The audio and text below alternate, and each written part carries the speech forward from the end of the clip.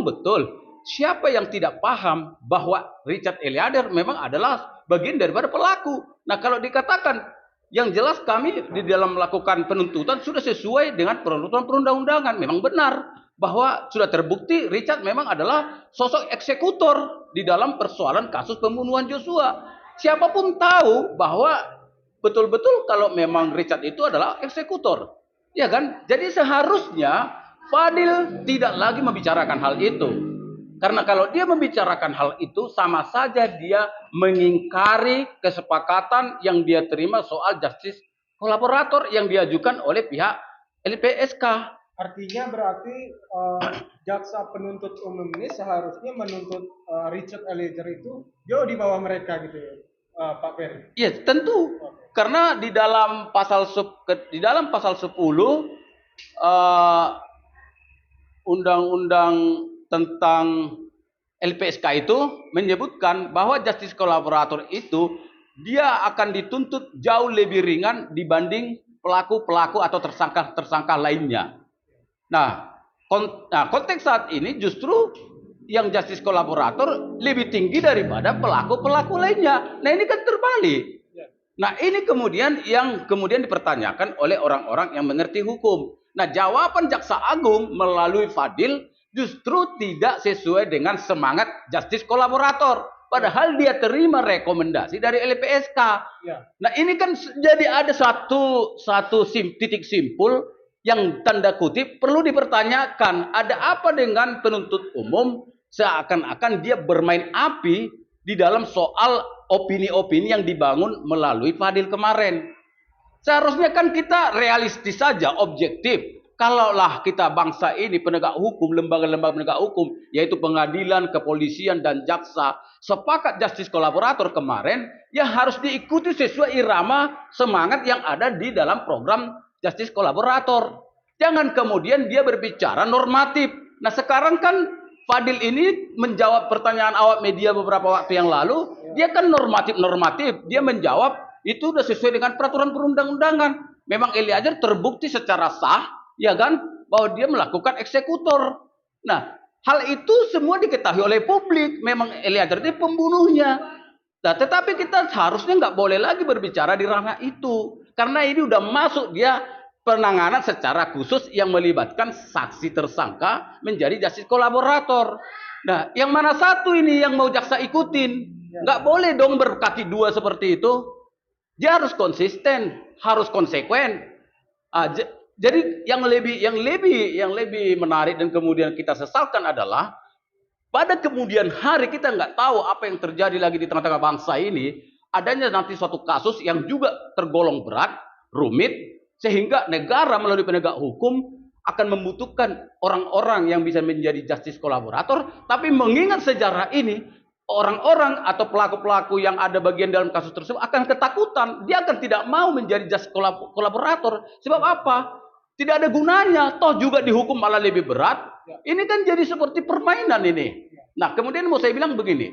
Sebenarnya jaksa penuntut umum ini pernah nggak memikirkan bahwa dia sebutkan bahwa alasan utamanya menjadikan Eliezer itu sebagai dituntut 12 tahun adalah dia sah terbukti sebagai eksekutor. Oke. Pernah nggak dia berpikir kenapa Eliezer itu melakukan itu?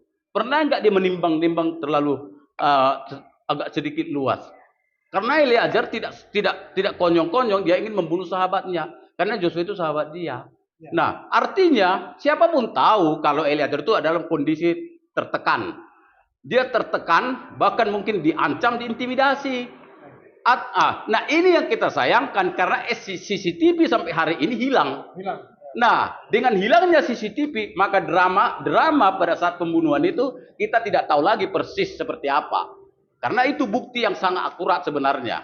Ya kan? Itu bukti. Jadi paling tidak jaksa harus paham dong. Karena seorang jaksa seperti Fadil itu kan juga adalah masih bawahan dibanding atasan-atasan dia seperti Jaksa Agung. Nah, kadang-kadang kan memang tidak tersurat tapi tersirat. Kadang-kadang memang membantah perintah daripada atasan itu di dalam lembaga-lembaga vertikal ini kan sulit itu. Dibutuhkan mental-mental baja yang luar biasa yang bisa membantah pimpinannya. Apalagi sekelas jenderal. Dengan Eliezer. Jadi kalau dia mengatakan Seharusnya Eliezer tahu bahwa perintah itu tidak boleh dilakukan. Itu kan ngomongnya yang gampang. Iya kan? Ya, betul. Fadil di sini harus sadar dong, dia juga seorang petugas dan pejabat masih ada atasan dia. Apakah dia pernah membantah? Kadang-kadang di luar daripada peraturan perundang-undangan yang disuruh kan? Nah, ini tidak tersurat tapi tersirat, dan itu menjadi sebuah budaya di dalam beberapa lembaga penegak hukum yang bersifat vertikal. Ini garis komando masalahnya kan gitu kan? Tidak gampang membantah itu pada posisi yang spontan. Nah, bisa aja, ini maaf ya, saya bukan membangun opini nanti lagi yang disebut negatif itu ya. Misalnya, ini kan bukan tidak mungkin pada saat genting seperti itu, misalnya Jenderal Sambo bisa aja sebenarnya dia sudah acungkan pistol kepada Eliezer. Kalau nggak kau tembak, kau kutembak katanya.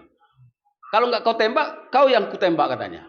Dalam posisi itu kita sebagai manusia siapapun, cobalah logikakan apa yang harus kita lakukan. Tentu kita lebih memilih kita hidup daripada orang lain. Nah, tapi saya bukan mengatakan seperti itu ya, tapi kan bisa saja. Nah, apakah jaksa sudah membayangkan ke sana juga? Karena apa? Masalahnya CCTV juga hilang sampai hari ini. Jadi kemudian di sini yang mau saya tekankan, Jaksa Agung melalui Fadil sebagai JPU dalam persoalan Sambo ini, penembakan Yosua ini, janganlah sesekali hanya mendasarkan dalil hukumnya kepada hal-hal yang bersifat normatif. Semua kita tahu itu. Siapa yang penegak hukum mana yang tidak sanggup lagi untuk membuktikan bahwa Richard Eliezer sebagai pembunuh? Semua kita itu pasti tahu, dan itu mudah membuktikannya karena barang-barang bukti juga banyak. Jadi jangan kemudian itu yang menjadi dalil dia untuk menjadikan Eliezer itu tuntutannya 12 tahun gitu loh. Sementara semua semangat-semangat yang dibangun sejak dulu di Uncat itu tadi, dengan ratifikasi ke Undang-Undang Nomor 7 tahun 2006, dengan adanya SEMA, Surat Edaran Mahkamah Agung Nomor 4 tahun 2011, kemudian adanya juga pasal 10 yaitu Undang-Undang tentang LPSK perlindungan saksi tadi, dan kemudian adanya surat keputusan yang ditandatangani bersama dengan Jaksa Agung, dengan KPK, Kapolri, dan LPSK tentang bahwa justice kolaborator di dalam proses penegakan hukum atau pengungkapan kasus yang berat-berat memang sangat diperlukan. Nah, kita masih ingatkan bahwa di Indonesia ini sudah ada beberapa kasus yang terbongkar karena saking sulitnya dengan melakukan metode yang sama, yaitu justice kolaborator. Misalnya kasus-kasus masalah